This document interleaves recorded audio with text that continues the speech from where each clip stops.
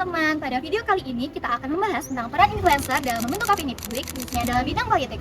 Influencer memiliki pengaruh yang besar di media sosial, baik dari sisi negatif maupun positifnya. Melalui video ini, kita akan membahas pengaruh tersebut serta bagaimana cara minimalkan dampak negatifnya. Selamat menyaksikan! Influencer adalah individu yang memiliki pengaruh besar di media sosial karena jumlah pengikutnya yang banyak serta kemampuan mereka dalam membentuk opini publik. Dengan pengaruh tersebut, mereka tidak hanya mempengaruhi gaya hidup, tapi juga berperan dalam menyebarkan pemahaman dan pendidikan politik. Mereka mampu memobilisasi dukungan untuk berbagai gerakan sosial dan mendorong ketertiban politik, terutama di kalangan anak muda. Selain itu, influencer dapat menyampaikan isu-isu politik yang kompleks dengan cara yang lebih sederhana, menarik, dan mudah dipahami sehingga lebih banyak orang tertarik untuk mengikuti pembahasannya.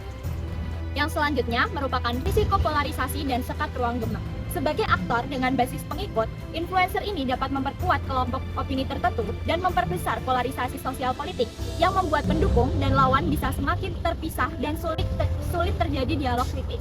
Yang selanjutnya, kurangnya literasi politik dan media di kalangan masyarakat pengguna. Banyaknya pengguna media sosial mengikuti influencer tanpa mengecek kebenaran informasi ataupun konteks, sehingga perspektif politik dibentuk tanpa verifikasi dan meningkatkan potensi kesalahan persepsi ataupun penyebaran disinformasi. Yang selanjutnya, perubahan cara berpikir dan partisipasi politik masyarakat, khususnya generasi muda. Karena influencer ini biasanya menarik bagi milenial maupun Gen Z, cara mereka memahami dan berpartisipasi dalam politik bisa sangat dipengaruhi oleh opini yang dibentuk lewat konten digital, bukan melalui pendidikan politik formal atau media tradisional. Meskipun kehadiran influencer dan konten kreator ini dapat memperluas akses informasi dan menjangkau publik muda, kehadiran mereka ini juga menciptakan celah bagi potensi manipulasi opini, framing politik yang eksploitatif, serta polarisasi dan menurunnya kualitas literasi politik masyarakat. Hal ini merupakan masalah penting bagi keberlangsungan demokrasi yang sehat. Selanjutnya saya akan membahas tentang deskripsi masalah. Di era saat ini, ruang publik yang dahulunya didominasi oleh media tradisional seperti koran, televisi, dan radio, sekarang sudah tergantikan dengan adanya media sosial. Karakteristik media sosial yang cepat dan interaktif ini membuat persebaran informasi menjadi cepat dan memungkinkan influencer dan konten creator berperan besar dalam penyebaran konten politik. Perubahan tersebut menyebabkan permasalahan yang krusial. Yang pertama, kemungkinan distorsi informasi dan framing opini. Influencer dan konten creator dapat memilih untuk menampilkan narasi politik tertentu dengan menggunakan framing, penyederhanaan isu, atau dramatisasi yang dapat membentuk persepsi publik secara tidak netral. Dampaknya, masyarakat bisa menerima pandangan politik yang bias atau tidak seimbang. Selanjutnya yang kedua adalah dominasi konten emosional dan sensasionalitas. Konten dengan elemen visual yang kuat, storytelling personal atau provokatif cenderung lebih menarik dan cepat menyebar luas. Hal ini berpotensi memudahkan diskusi politik berbasis fakta serta menimbulkan opini berbasis emosi atau popularitas. Nah, berikutnya ada rekomendasi solusi. Influencer itu memiliki pengaruh tersendiri dalam dunia politik. Melalui media sosial, influencer ikut serta dalam penyebaran informasi termasuk informasi politik. Nah, dari tindakan tersebut pastinya akan memicu berbagai macam permasalahan. Di sini kita akan menyebutkan beberapa solusi yang bisa dilakukan dalam mengatasi masalah tersebut.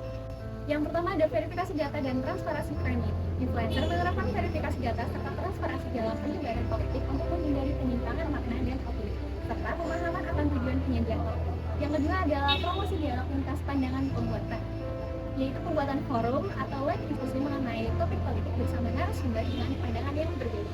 Kemudian, untuk rekomendasi solusi selanjutnya, yaitu adanya konten edukatif berbasis data, yaitu influencer mengganti konten mereka yang semula memicu emosional perasaan menjadi konten edukatif yang jelas, pintar, dan berbasis dengan data maupun informasi pendidikan. Yang kedua, adanya kampanye politik dengan integrasi, yaitu pengadaan workshop di mana pemerintah menggabungkan perannya dengan influencer untuk meningkatkan pemahaman politik. Yang terakhir, yaitu adanya partisipatif, konstruktif, dan sehat, yaitu di mana pemerintah serta influencer itu mengajak masyarakat untuk meningkatkan pemahaman politik dengan cara yang menarik. Komunikasi politik di Indonesia kini beralih ke media sosial, di mana influencer dan konten kreator berperan besar dalam membentuk opini politik, terutama di kalangan pemilih muda.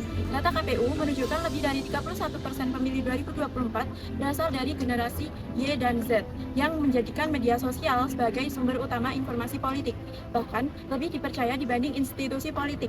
Kondisi ini menuntut pemerintah segera menyesuaikan pendidikan dan kebijakan politik melalui regulasi, edukasi, dan kerjasama untuk menjaga ruang digital tetap sehat.